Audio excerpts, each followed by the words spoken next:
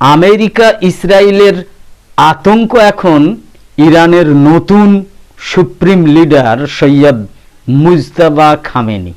এই বিষয়টা নিয়েই আজ বিশেষ প্রতিবেদন উপস্থাপন করছি আমি জাকির হোসেন শেখ, আর ক্যামেরায় জিশান আলী শেখ।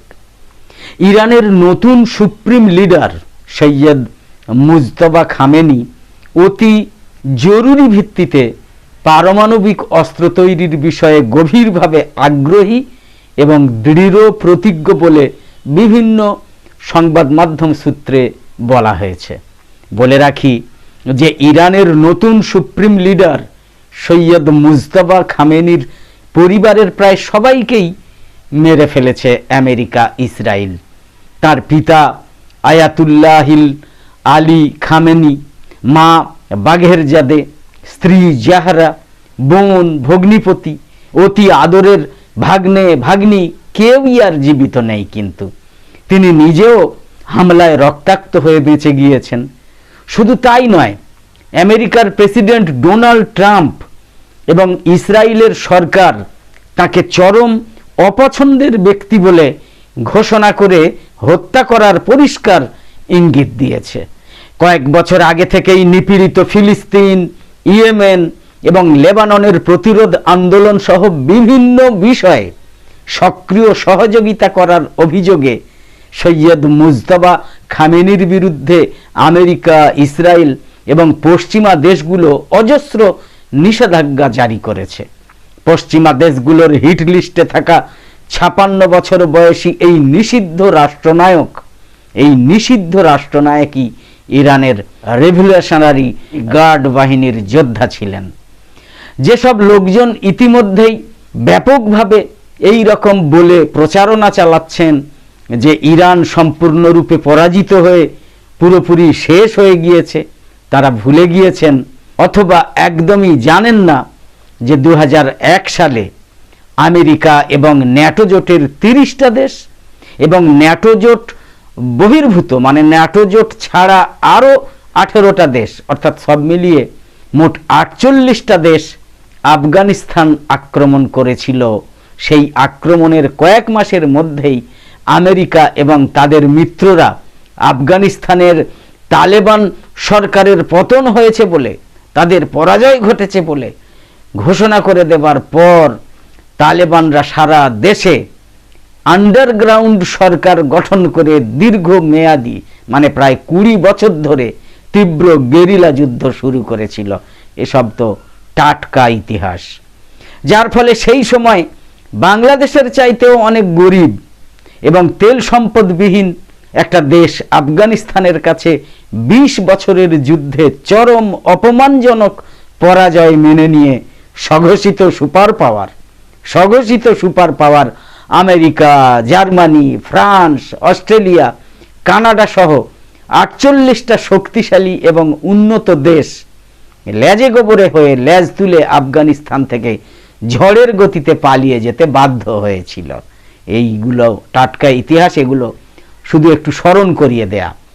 অথচ 2001 থেকে 2021 সাল পর্যন্ত চলা 20 বছরের যুদ্ধে বেশিরভাগ সময় পশ্চিমা দেশ এবং তাদের উচ্ছিষ্টভোগী মিডিয়াগুলো, পদলেহনকারী মিডিয়াগুলো সেই তালেবানদের অশিক্ষিত, নির্বোধ এবং মোল্লা আখ্যা দিয়ে তালেবান বাহিনীর বিভিন্ন কাল্পনিক পরাজয়ের খবর ঢাক ঢোল পিটিয়ে খুশি মনে প্রচার করত।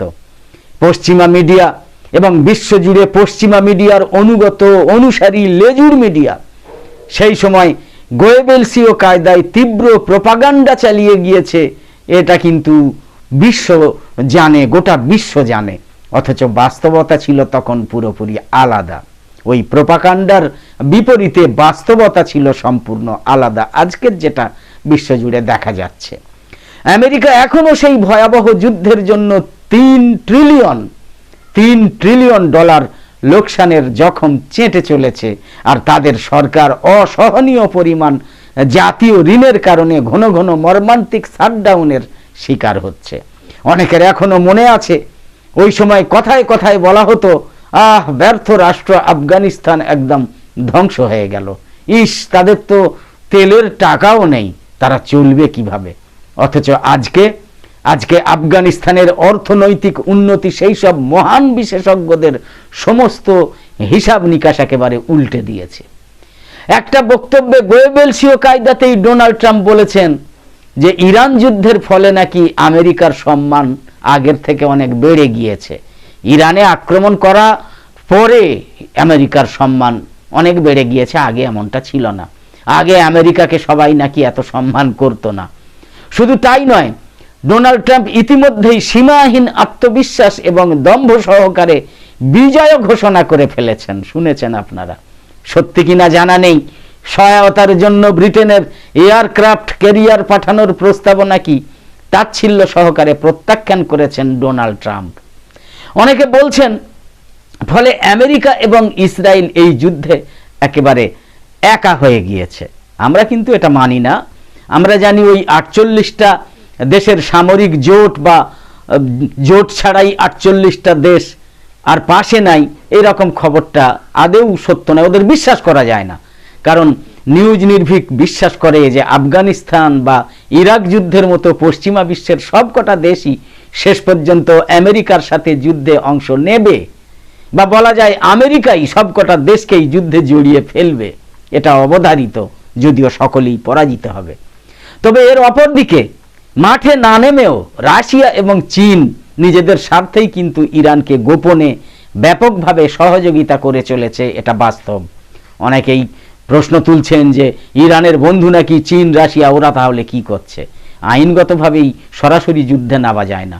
ঠিক যেভাবে রুশ, আফগান এবং ইউক্রেন যুদ্ধে আমেরিকা আর পশ্চিমা দেশগুলো সরাসরি সৈন্য না পাঠিয়ে অন্যভাবে রাশিয়ার বিরুদ্ধে ব্যাপক সহায়তা করত বা করছে, চীন রাশিয়া ইরানের পক্ষেও এখন তেমনটাই করছে। মনে রাখতে হবে এবারের ইরান যুদ্ধ কিন্তু আফগানিস্তানের যুদ্ধের চাইতেও অনেক বিশাল, অনেক বড়। ইরান মোট 12টা দেশে অর্থাৎ আমেরিকা, ইসরায়েল এবং তাদের সহযোগীদের ঘাঁটি আর সম্পদে অনবরত সফলভাবে পাল্টা হামলা করছে, পাল্টা আঘাত করছে। এইসব হামলার সফলতা চীনের জন্য মারাত্মক গুরুত্বপূর্ণ। কারণ তাইওয়ান নিয়ে আসন্ন চীন আমেরিকা যুদ্ধে চীনকে একইভাবে জাপান, ফিলিপাইন, দক্ষিণ কোরিয়া আর অস্ট্রেলিয়ার মতো অনেকগুলো দেশে আমেরিকার সামরিক ঘাঁটি একইভাবে মোকাবিলা এবং ধ্বংস করতে হবে, এটা চীন জানে। তাই ইরান যুদ্ধ, চীন আমেরিকার মধ্যে ঘটা আসন্ন তাইওয়ান যুদ্ধ এবং চীনের অস্তিত্বের জন্য সীমাহীন গুরুত্ব বহনকারী একটা টেস্ট কেস, একটা পরীক্ষা যুদ্ধ বলা যায়। ইরানের বাহিনীগুলো বোমা হামলার অপেক্ষায় না থেকে সেনা ছাউনি থেকে বহু আগেই, অনেকে এগুলো জানেন না, সংবাদ মাধ্যমেই প্রকাশিত হচ্ছে বিভিন্ন সূত্র থেকে, যে বোমা হামলার অপেক্ষায় না থেকে সেনা ছাউনি থেকে বহু আগেই সরে গিয়ে নিরাপদ অবস্থান থেকে যুদ্ধ চালিয়ে যাচ্ছে। তাদের মিসাইল এবং অস্ত্রগুলো পাহাড়ের গোড়ায় বাংকার বিধ্বংসী মিসাইলের আওতার বহু নিচে, বহু নিরাপদে রাখা হয়েছে। চীন থেকে কেনা হাজার হাজার বাতাস ভর্তি রবারের ট্যাঙ্ক, যুদ্ধ বিমান, হেলিকপ্টার আর খালি ছাউনি ধ্বংস করে আমেরিকা নিজেদের বিলিয়ন বিলিয়ন ডলারের মিসাইল আর বোমার মজুদগুলো শেষ করছে, এমনটাই সূত্রের খবর। ইরানের কিছু তেল শোধনাগার অবশ্য সাময়িকভাবে ধ্বংস হলেও আমেরিকা ইরানের সমস্ত তেলের ভান্ডার এখনই শেষ করে ফেলবে, এই রকমটা ভাবার কোনো কারণ নেই। লোভ আছে না, আমেরিকা নিজেদের স্বার্থেই এটা করবে না, কারণ তারা তেল সম্পদ দখল আর লুটপাটের জন্যই কিন্তু ইরান অভিযানে নেমেছে। জানা যাচ্ছে তেল ক্ষেত্রের আগুন ইরান নিয়ন্ত্রণে আনছে। উপসাগরীয় যুদ্ধের সময় আমেরিকা ইরাকের তেল ক্ষেত্রগুলো জ্বালিয়ে দিলেও কিছু সময় পরে সব আগুন নিভিয়ে ফেলা হয়েছিল। আফগানিস্তানের থেকে 2.5 গুণ আয়তনের বেশি পাহাড়ি দেশ ইরানের সরকার প্রতিরোধ যুদ্ধ অব্যাহত রাখার ঘোষণা করেছে। আসলে একনায়কতন্ত্র রাষ্ট্র আর আদর্শবাদী রাষ্ট্রের তফাৎটাই বোঝে না আমেরিকা, বা তফাৎটাই বোঝেন না ডোনাল্ড ট্রাম্প। একনায়কতন্ত্র রাষ্ট্রে সাদ্দাম বা গাদ্দাফি মরে গেলেই সরকার শেষ হয়ে যায়, সরকার পরিবর্তন হয়ে যায়।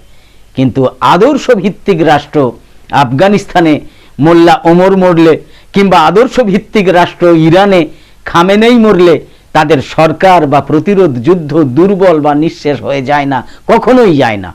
ইরানের যুদ্ধ তাদের একজন কেন, হাজার হাজার নেতাকে মেরেও পরাজিত করা যাবে না। ইরান এখন ভালো মতোই জানে যে আমেরিকা এবং ইসরায়েল একটা লোক দেখানো ভুয়ো যুদ্ধবিরতি নিলেও কয়েকদিন পর কিন্তু ঠিকই আবার আচমকা হামলা করে ম্যাসাকার ঘটাবে ইরানে। সেটা তারা বারবার ধোঁকা দিয়ে করে এসেছেও। ইরান এটা ভালোভাবে জানে। ইরান সরকার দীর্ঘমেয়াদী প্রতিরোধ অব্যাহত রাখলে সেটা হবে আমেরিকা এবং ইসরায়েলের জন্য চরম পরাজয় এবং নজিরবিহীন সামরিক ও অর্থনৈতিক বিপর্যয়ের সূচনা, যা ডোনাল্ড ট্রাম্প এখন কল্পনাও করতে পারছেন না। এ কথাটা বলাই যায়। একদম শেষে বলি, আমাদের আজকের এই ভিডিওর বিষয়বস্তু ভালো লেগে থাকলে এই রকম আরও ভিডিও দেখার জন্য ইউটিউবে নোটিফিকেশান পেতে সাবস্ক্রাইব করে পাশের বেল আইকন অন করে অল সিলেক্ট করে রাখুন। আর ফেসবুকে ফলো করে আমাদের আরও নতুন নতুন ভিডিও বানাতে এবং লাইভ সম্প্রচারে উৎসাহিত করতে লাইক, কমেন্ট এবং বেশি বেশি শেয়ার করে সঙ্গে থাকুন। তো আপাতত শেষ করছি।